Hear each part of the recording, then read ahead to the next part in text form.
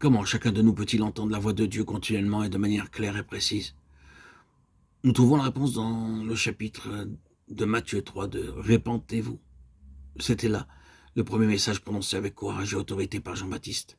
Le Seigneur Jésus-Christ donna le même message au jour de son baptême, Matthieu 4, 17.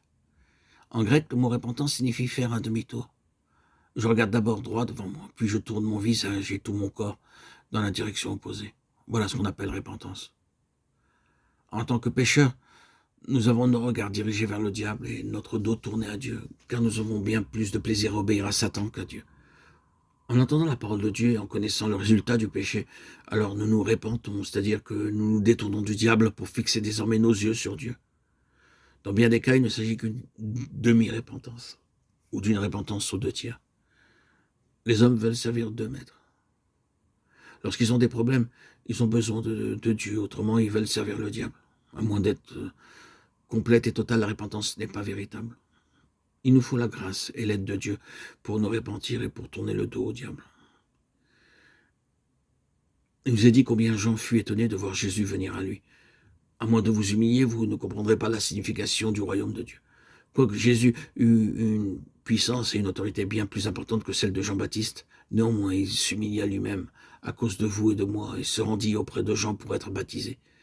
Jean-Baptiste s'écria « J'ai besoin d'être baptisé par toi et toi tu viens à moi ». Le Seigneur disait de façon symbolique que l'humilité est le secret de la faveur divine. Plus nous nous humilions, plus nous serons élevés. Matthieu 23, 12. Nous devrions non seulement nous repentir de nos péchés avec humilité et douceur, mais confesser du plus profond de nos cœurs. Seigneur, je ne suis pas meilleur que mon voisin. Bien que j'occupe une position en vue sur terre, je suis un pécheur à tes yeux, un grand pécheur. Je ne vois en moi que corruption et souillure. Ceci est parfaitement vrai. En dépit de toute notre éducation et de notre culture, nous sommes souillés par nos pensées et par nos actes. La parole de Dieu dit clairement que le cœur de l'homme est désespérément mauvais. Aussi élevé que puisse être notre culture, nous ne pouvons pas changer notre être intérieur. Plus nous vieillissons, plus nous devenons méchants, hautains, orgueilleux et trompeurs.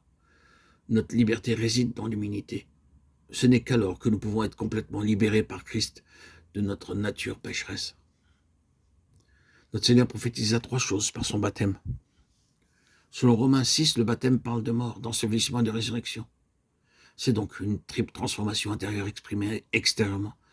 Dans de nombreux cas, ce n'est qu'un rite ou qu'une cérémonie. C'est pourquoi il y a beaucoup de stérilité chez bien des personnes qui s'appellent chrétiennes. Le baptême est un témoignage et non une cérémonie. Si nous ne sommes pas enseignés de la sorte, nous menons des vies chrétiennes très pauvres. À moins que nos péchés ne soient ensevelis et oubliés, nous ne pouvons pas avoir de réelle paix, mais nous serons toujours tourmentés par le souvenir des péchés commis.